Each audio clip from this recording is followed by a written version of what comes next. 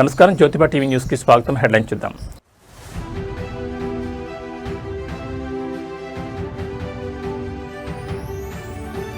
టీచర్గా మారిన సీఎం చంద్రబాబు అంగన్వాడీ కేంద్రంలో చిన్నారులతో సరదాగా ముచ్చట్లు.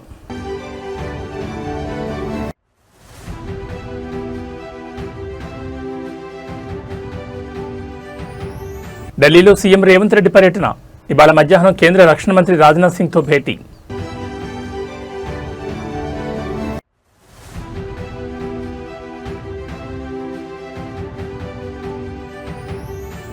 రాజేంద్రనగర్ బస్తీ బాటలో ఎమోషనల్ సీన్.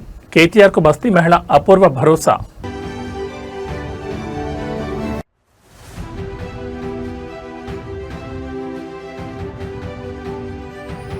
వైఎస్ జగన్ కు జనసేన ఎమ్మెల్యే పంతం నానాజీ బహిరంగ సవాల్. కాకినాడ రూరల్పై నాపై పోటీ చేసి గెలవాలంటూ ఛాలెంజ్. ఇక డీటెయిల్స్ చూస్తే నవ్యాంధ్రప్రదేశ్ ముఖ్యమంత్రి చంద్రబాబు నాయుడు సరికొత్త అవతారంలో కనిపించి అందరినీ ఆశ్చర్యపరిచారు. నిరంతరం ప్రభుత్వ సమీక్షలు, రాజకీయ వ్యూహాలతో బిజీగా ఉండే సీఎం నేడు ఒక అంగన్వాడీ కేంద్రాన్ని అకస్మాత్తుగా సందర్శించారు.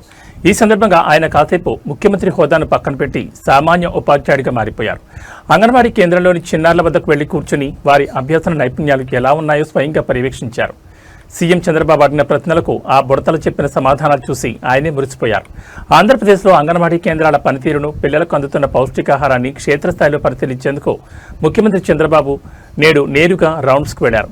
కేంద్రంలోకి అడుగుపెట్టిన ఆయన చిన్నారులతో ఎంతో ఆప్యాయంగా మమేకమయ్యారు. బల్లపై కూర్చున్న పిల్లల వద్దకు వెళ్లి ఒక ఉపాధ్యాయుడిలా మారి సరదాగా ముచ్చటించారు. పిల్లల చదువు ఏ స్థాయిలో ఉందో తెలుసుకునేందుకు నాకు ఇంగ్లీష్ ఆల్ఫాబెట్స్ ఏబిసిడి చెప్తారా అని సీఎం అడిగారు. దాంతో ఏమాత్రం భయపడకుండా ఆ చిన్నారులంతా ఏకధాటిగా రాగయుక్తంగా ఆల్ఫాబెట్స్ చెప్పడంతో చంద్రబాబు ఎంతో ఆనందం వ్యక్తం చేశారు. పిల్లల జ్ఞాపక శక్తిని, అక్కడి ఆయా టీచర్ల బోధనా పద్ధతులను ఆయన ప్రత్యేకంగా అభినందించారు. రాష్ట్రంలో అంగన్వాడీ కేంద్రాలను మరింత ఆధునీకరిస్తామని, డిజిటల్ లెర్నింగ్ను కూడా ప్రవేశపెడతామని ఈ సందర్భంగా ముఖ్యమంత్రి పేర్కొన్నారు. సీఎం చంద్రబాబు చిన్నారులతో క్లాస్ రూమ్లో గడిపిన ఈ ఫీల్ గుడ్ వీడియో ప్రస్తుతం సోషల్ మీడియాలో విపరీతంగా ట్రెండ్ అవుతోంది. చదువు చెప్పారు ఇక్కడ ఏబిసిలో చెప్పు, నువ్వు కూడా ఆ అమ్మాయిని చెప్పని.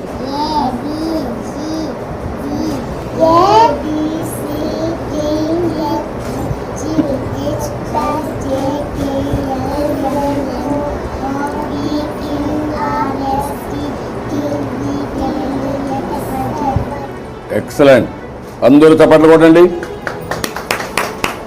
బాగా చెప్పింది కదా. ఒకటి రెండు ఎవరు బాగా చెప్తారు? నువ్వు చెప్తావా? చెప్పు చెప్పు.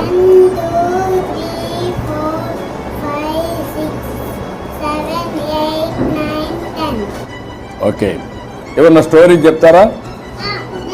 ఒక స్టోరీ చెప్పండి. ఎవరన్నా నువ్వు చెప్తావా?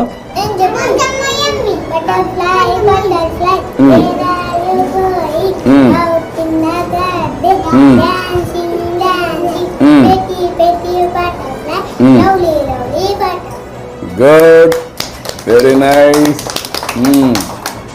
బాగా అంతా బాగా ఉన్నారు, హుషారుగా ఉన్నారు. నాకు సంతోషంగా ఉంది మిమ్మల్ని చూస్తే. అందరూ బాగా చదువుకోవాలి, ఇట్లనే యాక్టివ్గా ఉండాలి. ఉంటారా? బాగుంటారా? బాగా చదువుకుంటారా? ఆడుకుంటారా?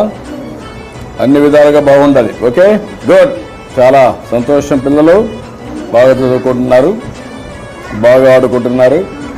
మీ టీచర్ కూడా బాగా చూస్తున్నారా? కరెక్ట్ టైంకి మీకు భోజనం పెడుతున్నారా? ఆడిస్తున్నారా? చదివిస్తున్నారా?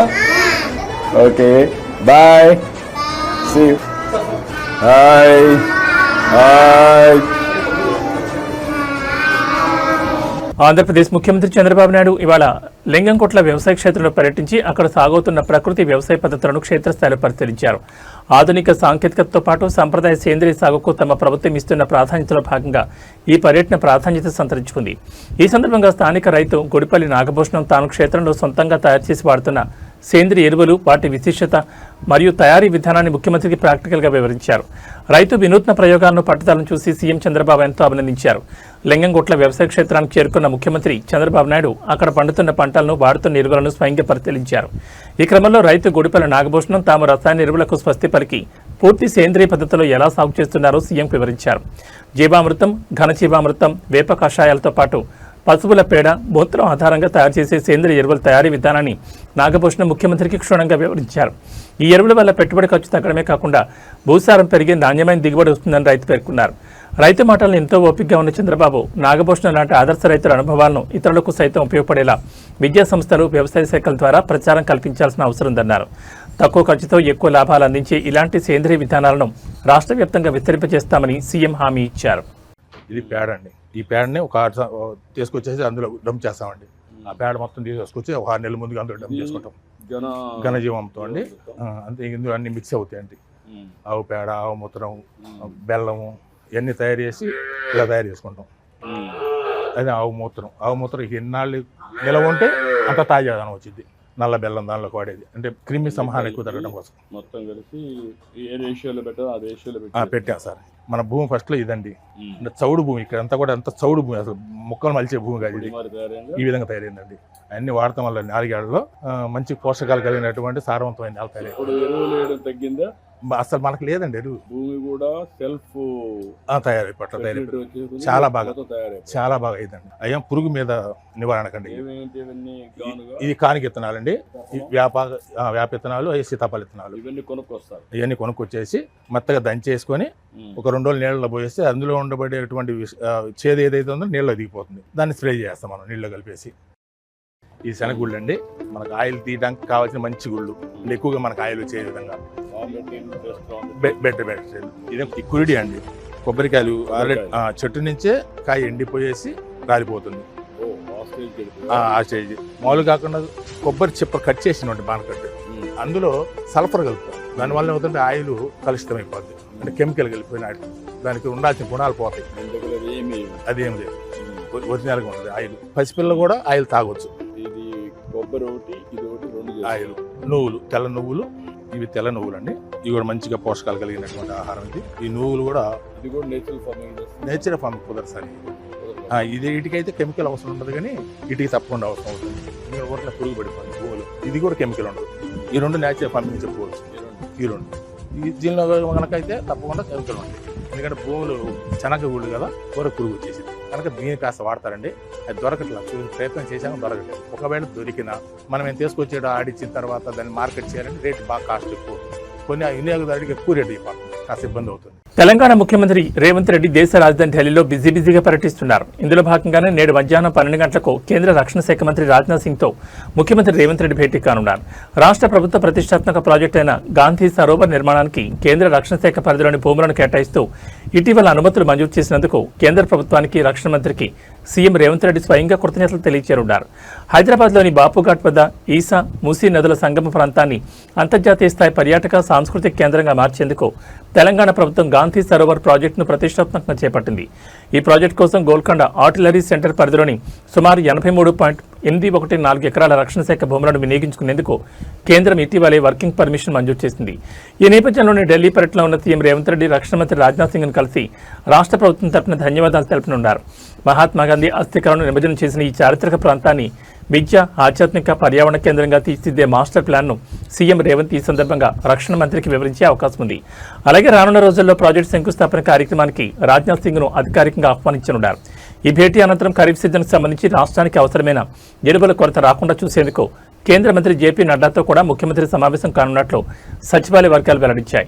మూసీ నది పునరుజ్జీవనంలో భాగంగా చేపడుతున్న ఈ ప్రాజెక్టుకు రక్షణ భూములు దక్కడం రేవంత్ సర్కార్కు పెద్ద ఊరటనిచ్చినట్లయింది. మరి ఈ భేటీ తర్వాత ఎలాంటి పరిణామాలుంటాయో వేచి చూడాలి.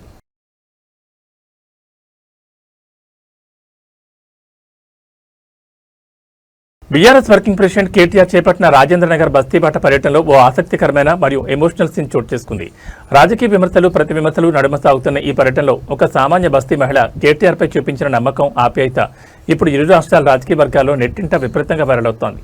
ఖచ్చితంగా మీరే గెలుస్తారు, లేకపోతే నా పేరు మార్చుకుంటారంటూ సదరు మహిళ కేటీఆర్ ముందే అత్యంత విశ్వాసంతో చేసిన వ్యాఖ్యలు అక్కడున్న వారందరినీ ఎంతగానో ఆకట్టుకున్నాయి. ఆ మహిళ మాటలకు కేటీఆర్ కూడా ఎంతో సరదాగా స్పందించారు. రాజేంద్రనగర్ నియోజకవర్గంలోని హనుమాన్ నగర్ సహా పలు బస్తీల్లో కేటీఆర్ పర్యటిస్తూ ప్రజల కష్టాలను అడిగి తెలుసుకుంటున్నారు. ఈ క్రమంలో ఆయన కాలనీ గల్లీలో నడుచుకుంటూ వెళ్తుండగా ఒక మహిళ ఆయనను ఆప్యాయంగా ఆపి పలకరించింది. కేటీఆర్ చేతులు పట్టుకుని సార్ రాబోయే రోజుల్లో ఖచ్చితంగా మీరే గెలుస్తారు, ఒకవేళ మీరు గెలవకపోతే నా పేరు మార్చుకుంటానంటూ ఎంతో నమ్మకంగా ఖచ్చితత్వంతో మాట్లాడింది. ఆమె మాటల్లోని తిరుగులేని ఆత్మవిశ్వాసాన్ని చూసి కేటీఆర్తో పాటు పక్కనే ఉన్న బీఆర్ఎస్ నేతలు, భద్రతా సిబ్బంది ఒక్కసారిగా నవ్వులు చిందించారు. ఆ మహిళ చూపించిన అపారమైన అభిమానానికి కేటీఆర్ చేతులు జోడించి ధన్యవాదాలు తెలిపారు. అంతేకాకుండా ఆమెతో కాసేపు సరదాగా ముచ్చటించి బస్తీ సమస్యలపై ధైర్యం చెప్పారు. సామాన్య ప్రజల నుంచి, ముఖ్యంగా మహిళా ఓటర్ల నుంచి ఈ స్థాయి భరోసా రావడం బీఆర్ఎస్ శ్రేణిలో కొత్త ఉత్సాహం నింపింది. ఈ సంభాషణకు సంబంధించిన వీడియో ప్రస్తుతం సోషల్ మీడియాలో విపరీతంగా ట్రెండ్ అవుతోంది.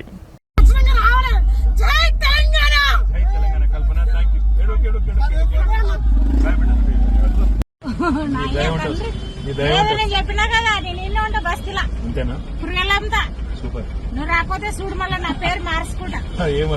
కళ్ళు మూసుకొని రావాలి నువ్వు. నీ పేరు మార్చుకోకుండా నేను చూసుకుంటా. లక్ష్మి నా పేరు ఒడ్డే లక్ష్మి. నేను అందరికి మాట చెప్తే నువ్వు రావాలి నా బంగారం, నా తండ్రి, మా కొడుకు లక్కన మీరు మీ డాడీ ఉంటేనే మేము మీకు ఏడు తర్వాత నీ బంగారం, నువ్వు రావాలి డాడీ. అడవిళ్ళకి మీరు ఏమి చెప్పినా పర్లేదు నువ్వు రావాలి. రావాలి. భారత రాష్ట్రపతి ద్రౌపది ముర్ము మధ్యప్రదేశ్లోని ప్రసిద్ధ కూనో నేషనల్ పార్క్ను సందర్శించారు. భారత ప్రభుత్వం ప్రతిష్టాత్మకంగా చేపట్టిన ప్రాజెక్టు చీతా పురోగతిని ఆమె క్షేత్రస్థాయిలో పరిశీలించి ఉన్నతాధికారులతో కీలక సమీక్ష నిర్వహించారు. ఈ పర్యటనలో భాగంగా రాష్ట్రపతి స్వయంగా సఫారీ వాహనంలో వెళ్లి అడవిని వీక్షించడమే కాకుండా క్షేత్రస్థాయిలో వన్యప్రాణుల రక్షణలో కీలక పాత్ర పోషిస్తున్న అటవీ సిబ్బంది, ట్రాకర్లు మరియు సహారియతకు చెందిన చీతా మిత్రులతో ముఖాముఖి సంభాషించారు. ఈ ప్రతిష్టాత్మక ప్రాజెక్టు విజయవంతం కావడం వెనుక వారి శ్రమను రాష్ట్రపతి ప్రత్యేకంగా అభినందించారు. అంతరించిపోయిన చీతాలను భారత్లో మళ్లీ పునరుద్ధరించాలనే లక్ష్యంతో ప్రారంభమైన ప్రాజెక్ట్ చీతా అద్భుతమైన పురోగతిని సాధిస్తుందని ఈ పర్యటన ద్వారా స్పష్టమైంది. దేశంలో ప్రస్తుతం మొత్తం చీతాల సంఖ్య 52కు చేరిందని అధికారిక వర్గాలు వెల్లడించాయి. పెరుగుతున్న ఎండలు, వాతావరణ పరిస్థితులను తట్టుకునేలా కూనో అడవిలో ప్రతి 2 కిలోమీటర్లకు ఒక నీటి కేంద్రాన్ని ఏర్పాటు చేసినట్లు అటవీ అధికారులు రాష్ట్రపతికి వివరించారు. ముఖ్యంగా స్థానిక సహారియా గిరిజన తెగకు చెందిన చీతా మిత్రుడు వన్యప్రాణులకు, స్థానిక గ్రామస్తులకు మధ్య సత్సంబంధాలు నెలకొల్పడంలో, అలాగే వేటగాళ్ల నుంచి రక్షణ కల్పించడంలో చేస్తున్న కృషితో కూనో పార్క్ రూపురేఖలు మారుతున్నాయని రాష్ట్రపతి హర్షం వ్యక్తం చేశారు. ఆధునిక రేడియో కాలర్లు, శాటిలైట్ ట్రాకింగ్ ద్వారా చీతాల కదలికలను 24 గంటలు గమనిస్తున్న ట్రాకర్ల నైపుణ్యాన్ని ఆమె స్వయంగా అడిగి తెలుసుకున్నారు. అంతరించిపోతున్న అరుదైన జీవుల సంరక్షణలో భారతదేశం ప్రపంచానికి ఆదర్శంగా నిలుస్తోందని రాష్ట్రపతి ద్రౌపది ముర్ము పర్యటన మరోసారి నిరూపించింది.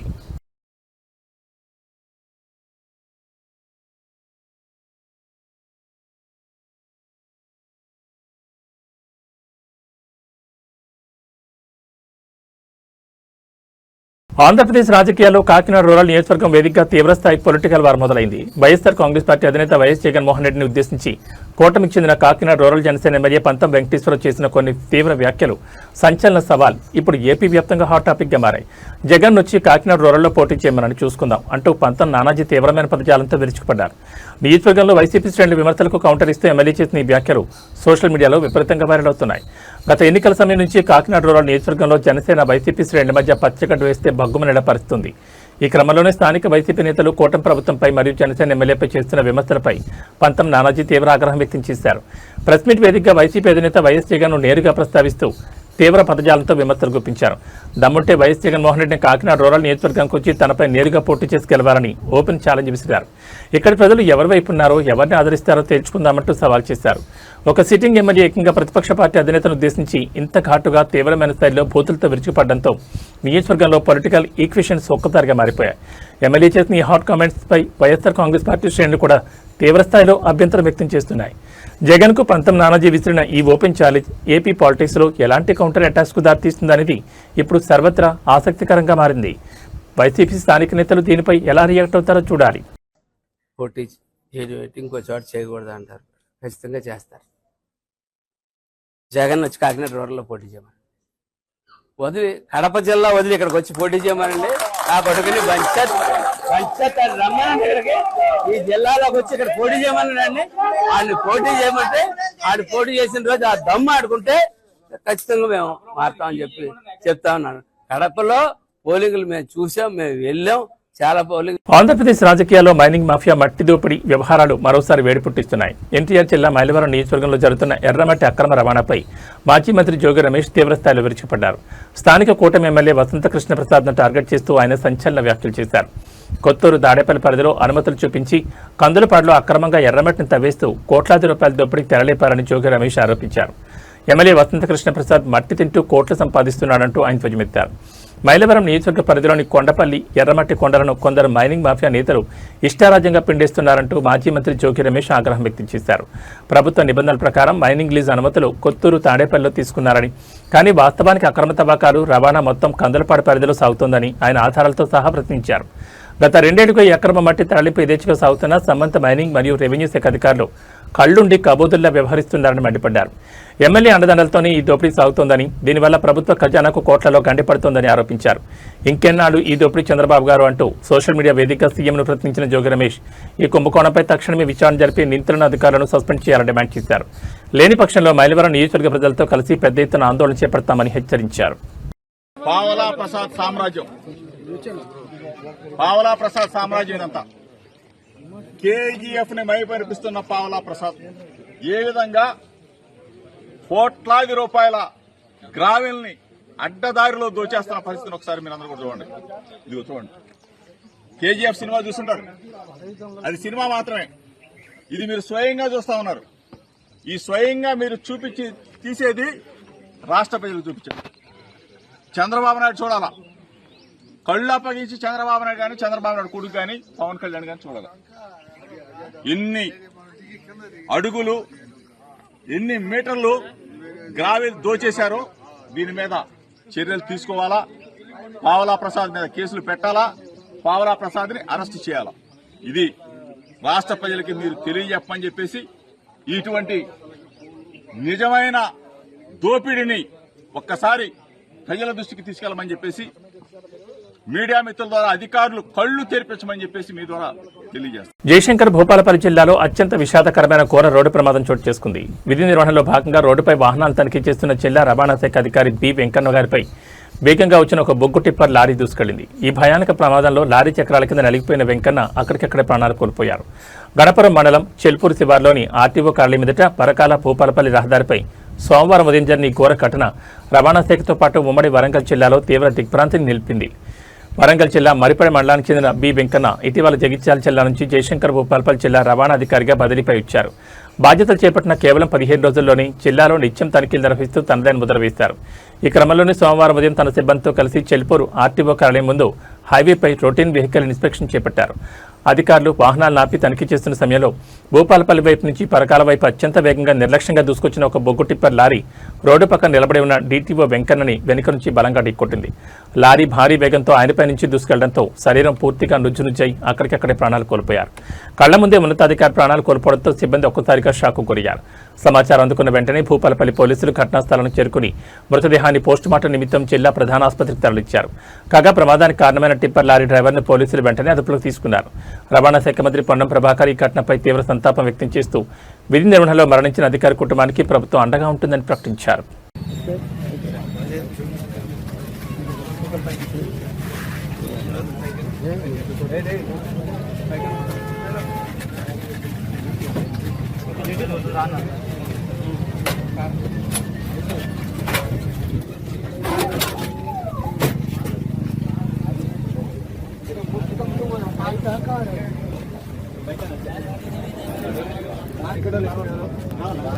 హైదరాబాద్ సికింద్రాబాద్ కాంగ్రెస్ పార్టీలో అంతర్గత విభేదాలు మరోసారి రోడ్డుకెక్కాయి. తార్నాక డివిజన్ పరిధిలో మహిళలకు చీరల పంపిణీ కార్యక్రమం సందర్భంగా నేతల మధ్య ప్రోటోకాల్ వివాదం తీవ్ర ఉధృత దారితీసింది. నియోజకవర్గ కాంగ్రెస్ ఇన్ఛార్జ్ ఆడం సంతోష్ ఆధ్వర్యంలో ఏర్పాటు చేసిన ఈ పంపిణీ కార్యక్రమానికి తాను రాకముందే చీరలు పంచేయడంపై మాజీ డిప్యూటీ మేయర్ మోతి శ్రీలత శోభన్ రెడ్డి తీవ్ర ఆగ్రహం వ్యక్తం చేశారు. ప్రోటోకాల్ పాటించకుండా తమను అవమానిస్తున్నారంటూ ఆమె ఆడం సంతోష్ వర్గంతో బహిరంగ గొడవ దిగారు. సికింద్రాబాద్ నియోజకవర్గ పరిధిలోని తార్నాకలో మహిళల కోసం కాంగ్రెస్ పార్టీ ఆధ్వర్యంలో చీరల పంపిణీ కార్యక్రమం ఏర్పాటు చేశారు.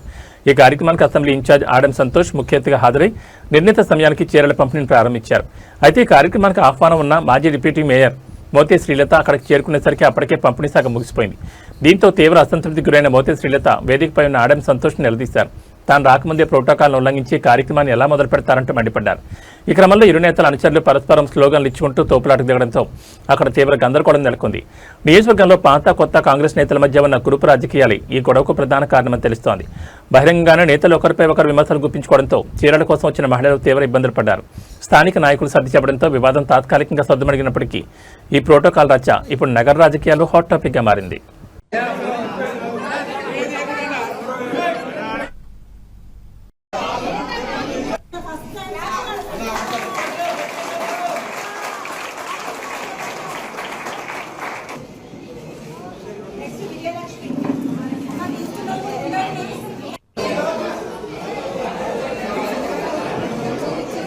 టాలీవుడ్ సెన్సేషనల్ హీరోయిన్ శ్రీలీలకు ముంబైలో అవమానం జరిగిందంటూ సోషల్ మీడియా వేదికగా ఒక వీడియో తీవ్ర దుమారం రేపుతోంది. అంతర్జాతీయ యోగా దినోత్సవ వేడుకల్లో భాగంగా ముంబైలో నిర్వహించిన ఒక ఈవెంట్లో ఈ అవాంఛనీయ ఘటన చోటు చేసుకుంది.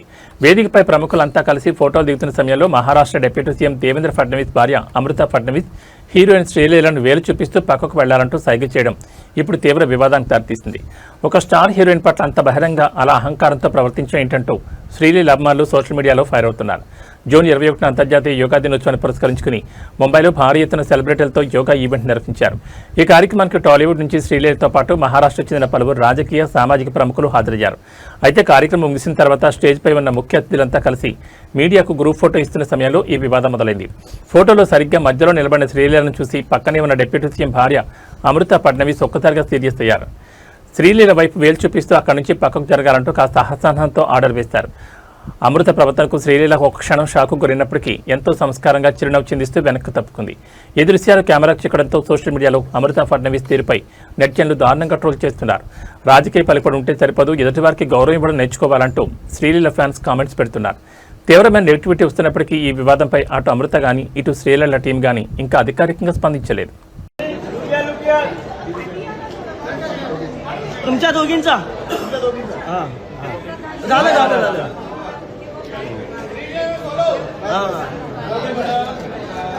मॅडम समोर बघा, मॅडम समोर,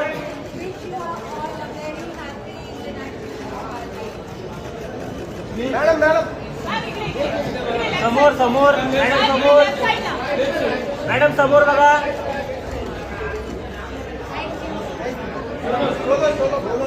सोलो सोलो मैडम तुमका सोलो.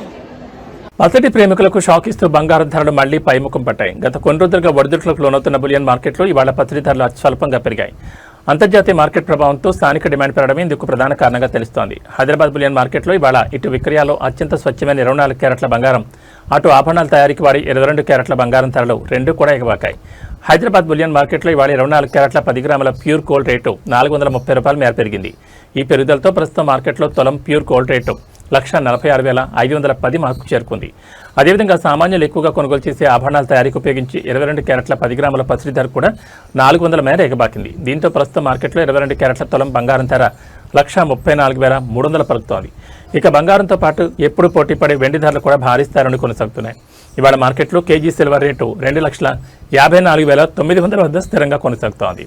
అయితే తెలుగు రాష్ట్రాల్లోని వివిధ ప్రధాన నగరాలు, జిల్లాల ప్రాంతాలను బట్టి అలాగే స్థానిక పనులు, జిఎల్ఎస్ మేకింగ్ ఛార్జీల కారణంగా ఈ ధరల్లో స్వల్ప మార్పులు ఉండే అవకాశం ఉందని బులియన్ మార్కెట్ వర్గాలు పేర్కొంటున్నాయి.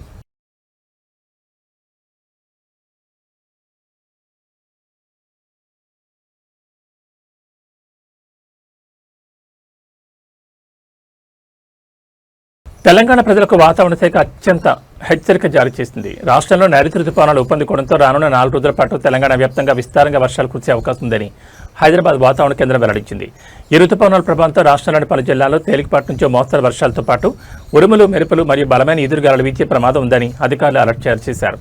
రాబోయే 4 రోజుల్లో వాతావరణం ఎలా ఉండబోతోంది? తెలంగాణ అంతటా నైరుతి రుతుపవనాలు చురుగ్గా కదులుతుండటంతో వాతావరణంలో ఒక్కసారిగా మార్పులు సంభవించాయి. రానున్న 4 రోజుల పాటు రాష్ట్ర వ్యాప్తంగా గంటకు 40 నుంచి 50 కిలోమీటర్ల వేగంతో బలమైన ఈదురుగాలులు వీచే అవకాశం ఉందని అధికారులు చెబుతున్నారు.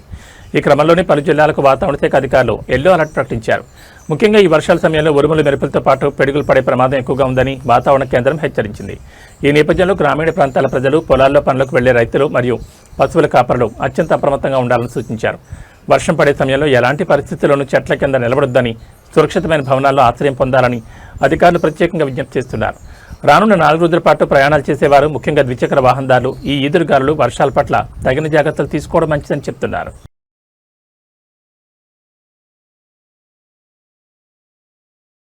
ఇవి బులెటిన్ విశేషాలు. నమస్కారం.